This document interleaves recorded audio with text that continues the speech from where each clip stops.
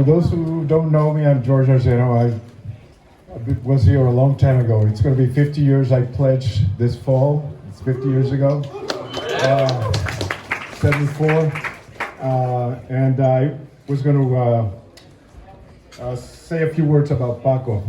I written them on Word, and so I don't ramble, because I just been given 5 minutes to talk. Otherwise, we'd be here all evening. Yes, Paco.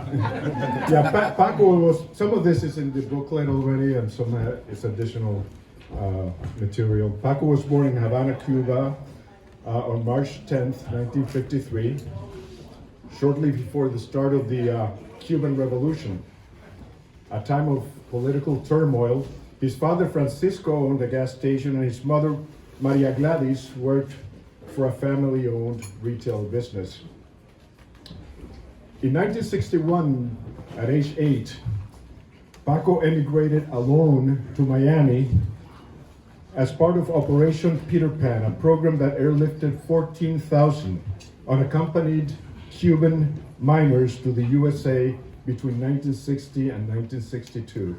Must have been terrifying. You were part of it. He joined relatives who soon relocated to Puerto Rico. His mother joined them 9 months later. After completing his elementary and high school education in Puerto Rico, he was accepted to MIT class of 1975. I met Paco while in high school. Although I was a class ahead of him, we became very good friends. After receiving his college acceptance letter, Paco's mother was reluctant to allow him to attend MIT. During a spring break trip back to Puerto Rico, he asked me to talk with his mother, hoping to change her mind. I remember meeting her one afternoon in their apartment. After some give and take, she agreed on 2 conditions. That I look after him, not that he needed anybody looking after him, and that he would live in my fraternity house. Now, that was a big task for a newbie brother. No swaying power, no decision power. Fortunately, he attended Rush Week and joined our house, where he led multiple social and administrative activities, attaining the elected office of Alpha during his senior year. In 1975, he graduated from MIT with a joint bachelor's and master's degree in course 10, chemical engineering. Wow. After graduation, he always looked forward to returning to the house for these 1970s Ivy celebrations. And until the day he passed, he repeatedly and proudly proclaimed his devotion to the Beta chapter and to MIT. In 1975, he returned to Puerto Rico to work in the pharmaceutical industry. I think it was Merck, Sharp and Dohme. And soon after, Paco met the love of his life, Susan, who's here with us. They married in 1977 and together raised their 3 children, Gilberto, Susan, and Roxanne. He was an exemplary husband and father, imparting strong morals and work ethics, always present to fulfill their needs. Paco completed an MDA from the University of Puerto Rico in 1992 and a PhD in leadership and organizational change management from Walden University in 2017. His professional experience included engineering and senior management responsibilities at multiple pharmaceutical companies. His career brought him to Fort Collins, Colorado in 2009, and subsequently to Miami, Florida in 2016. During his life, he demonstrated outstanding leadership skills. He was high school student council president, Beta chapter president, MIT class of 1975 vice president. As MIT's representative in Puerto Rico, he recruited and interviewed prospective students for many years, including 2 of my kids.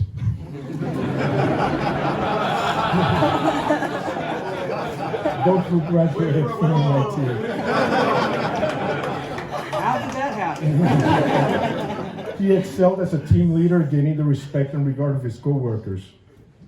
Always joyful, he loved to dance with his wife and daughters and was the life of the party. His humor was contagious. Merry Christmas was his favorite phrase, regardless of the time of the year. A true and loyal friend, he sought the well-being of others above his own. In 2014, he was diagnosed with an aggressive form of cancer. An optimist at heart, he exceeded physicians' expectations by surviving almost 5 years. During his illness, he even completed his PhD. I last saw Paco at his daughter Susan's wedding in 1975. I'm sorry, in 2015. My bad. In 2015, I did not realize then that he was very sick. Instead, radiant, full of pride and happiness, Paco celebrated his family with his family and friends, dancing his way through the evening. When I finally learned of his illness in 2017, he was receiving cancer treatment in New York. Multiple times I tried unsuccessfully to spend time with him. Later I learned that Paco had refused because he did not wish for his friends to see him as an ill and wasted Paco, and instead remember him the healthy, active, and happy friend that we all cherished.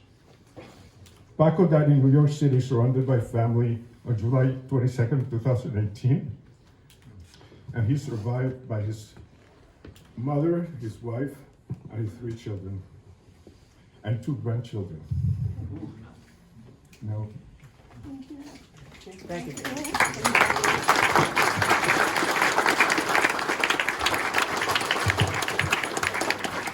Hello, everybody. For those who don't know me, I'm Dave Newberger, class of 75, and I was Paco's brother. I hope I can get it together as well as George. Just give me a second.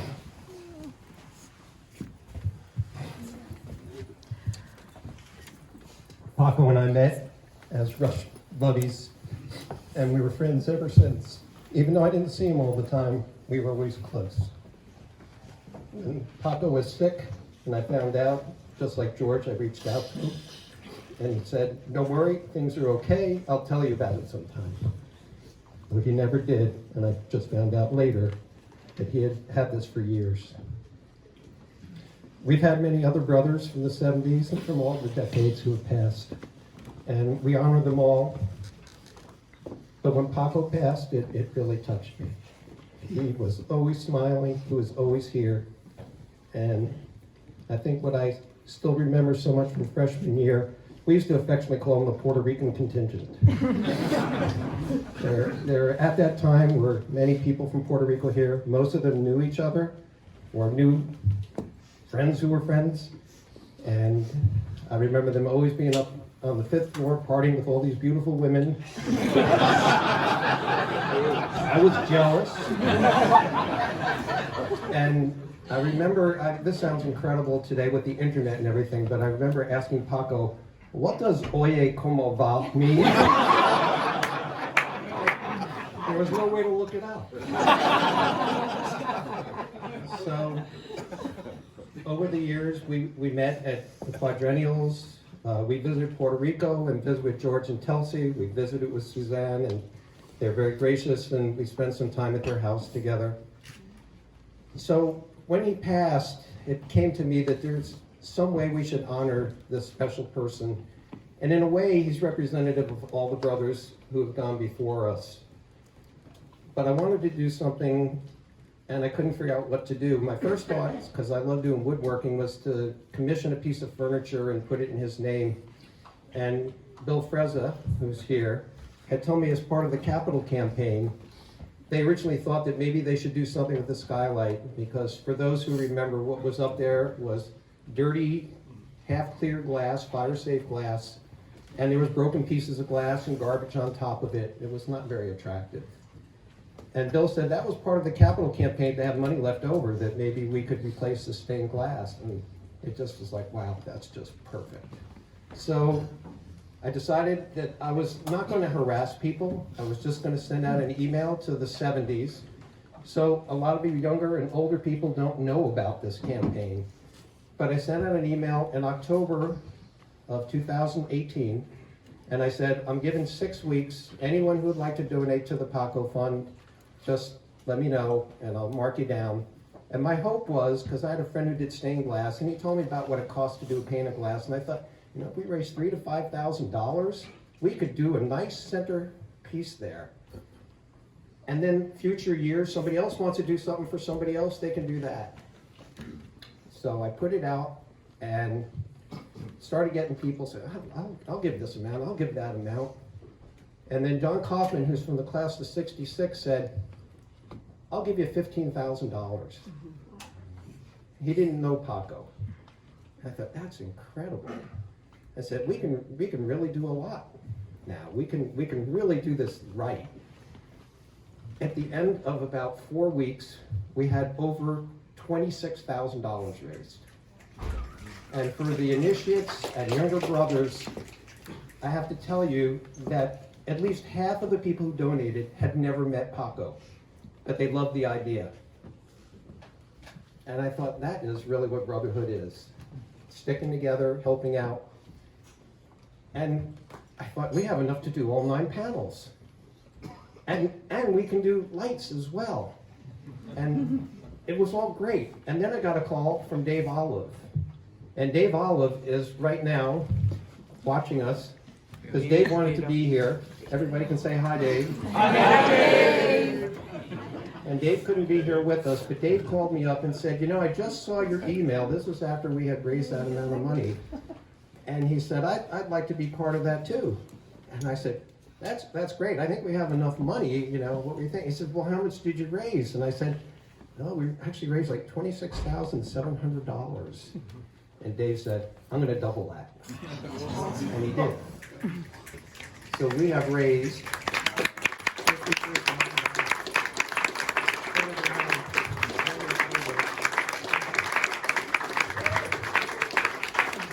and I know Dave wants no recognition for this, but I called him this morning and I said, can we Skype you in? And he said yes. So I want to acknowledge Dave for his very generous.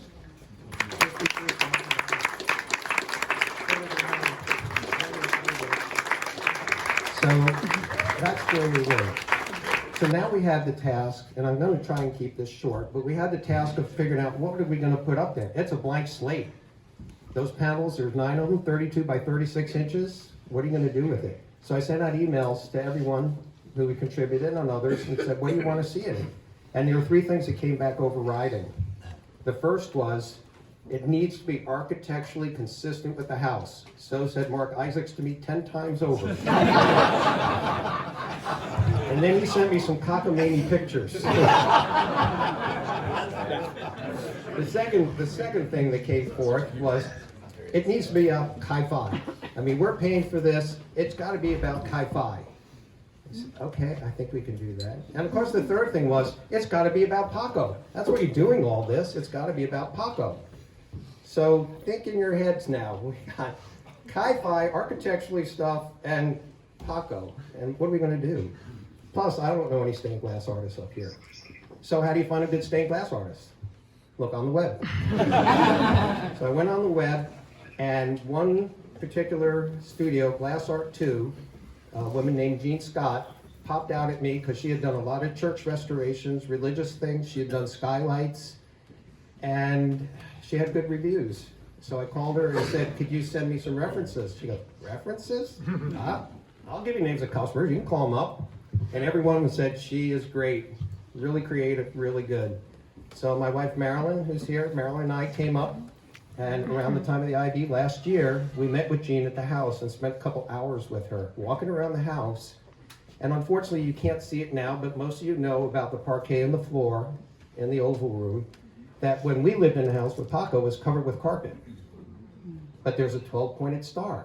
Oh, we got Chi-Fi 12-point chiquette. And it had these kind of starry flames coming out from it, all in wood. I thought, wow, that's pretty cool. And Jean Scott said, I think I can do something with this. Let me work up a design for you. So she came up with a design, and we just were blown away. So that looks pretty good. And we made some modifications and stuff, and we included everything in there. Now, some of you may wonder, where's Paco in this? I can't tell you. I know where he is, and everyone from the 70s know where he is, and the family now knows where he is, and you're all welcome to look for him. But Paco is up there in the sky, forever with us. So that's how this all came to pass. And I think that the message out of this is not that Paco was the best, most amazing alumnus that Chi Phi ever had. We've had lots of them. But he was special to me and to so many people in my years.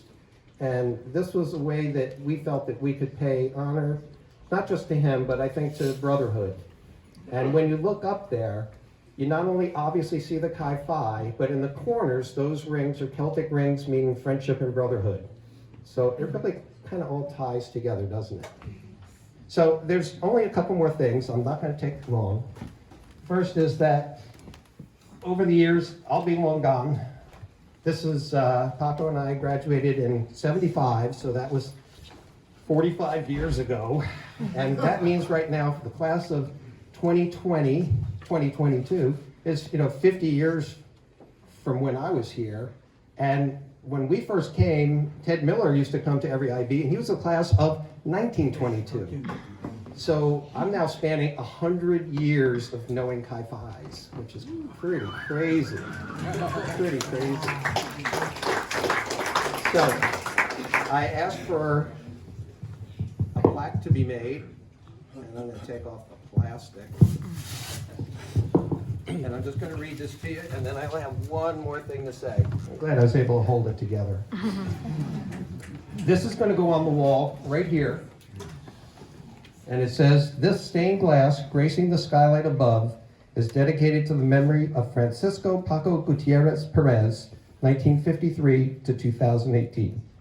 A member of the class of 1975, Paco served as alpha of the Beta chapter and remained a staunch supporter of MIT throughout his life. A true fraterno, he will be remembered for his contagious laughter, his love of brotherhood, and his devotion to family. Our cherished El Caballo will ride in the sky forever." Funds for this project were raised by over 40 of his brothers, with special thanks to Dave Olive and John Kaufman for their very generous contributions. And the quote from Thomas Campbell, who was a reverend and writer, said, "To live in the hearts we leave behind is not to die." And that's going to go on here.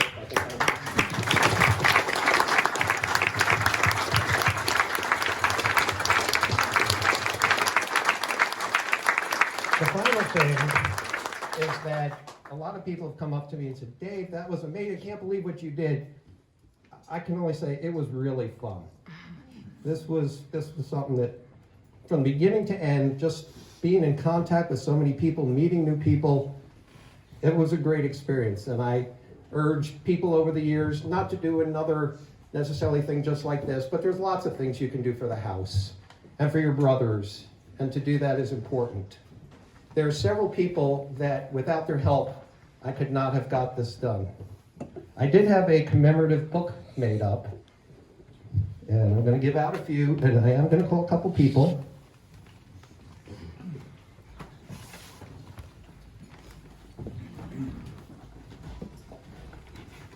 And they're welcome to let you see the book if you're nice to them. First, I'm going to call Bill Frezza, because it was his idea. And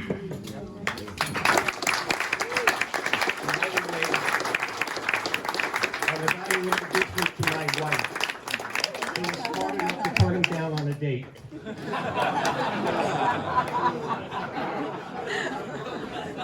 And she chose me.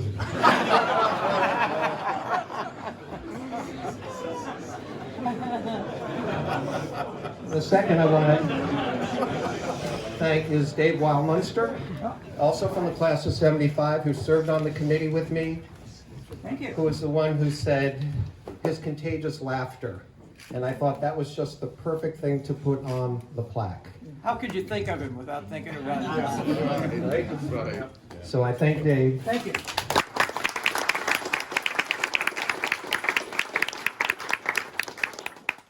And Mark Isaacs. Mark is an architect by profession, And despite him having some wacky ideas of what the skylights would look like, he was also really important in making sure that we did it safely and correctly.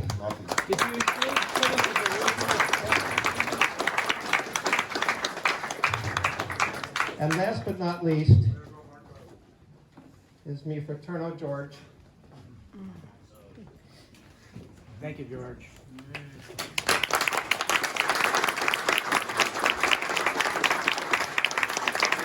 George just was such a great help in being a liaison with the family.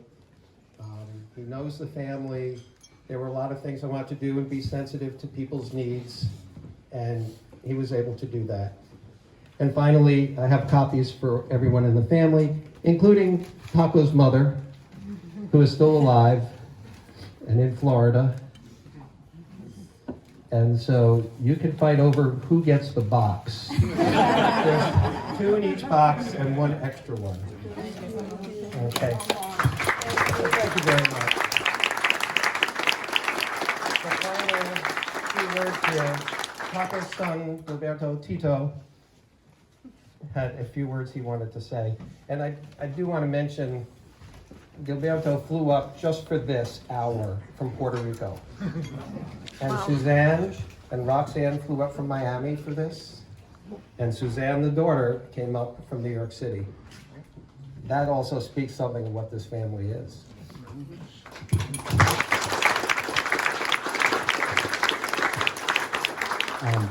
Good evening. I just want to say a few words. On behalf of my family, my mom Susan, my sisters Susan and Roxanne, my wife Monica, my daughter Leticia, my brother-in-law Diego, and the newest member of our family, 7-month-old Diego Francisco, which carries my dad's name. We are humbled to be here, that so many people recognize my dad. We all knew that the great guy that he always was, the great friend. I can tell you something about what he told us about this fraternity, and it's ever since we were kids, he always spoke highly of his experiences while he was living here and years after that. And everyone he met, he wasn't a brother from a fraternity standpoint. You know, he was a real life brother. And when he took business trips, he always wanted to make time to get together with one of his brothers. So he would be like, yeah, I have meetings for 2 days, but I'll be back on the 4th day. Well, so the 3rd one, well, I got to see my brother, this one and that one. So, and it's true, and all the brothers that I've met, for example, George and Kelsey, I mean, their family. And my dad always told me that whenever I needed people like George, they were also my family, because they were his family. So we are very humbled. There's not enough gratitude to go over for inviting us here, for the unveiling of this incredible artwork, which I think it's a masterpiece, which now is part of your house.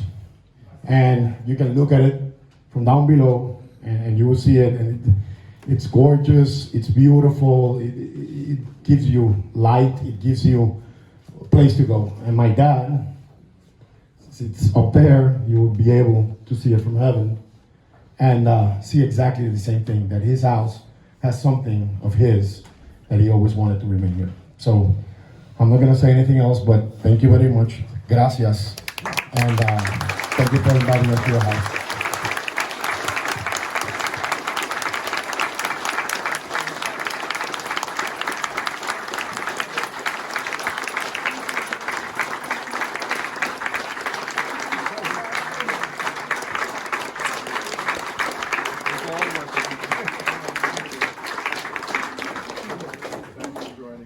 I think at this point, I'm looking for Vic to rescue me.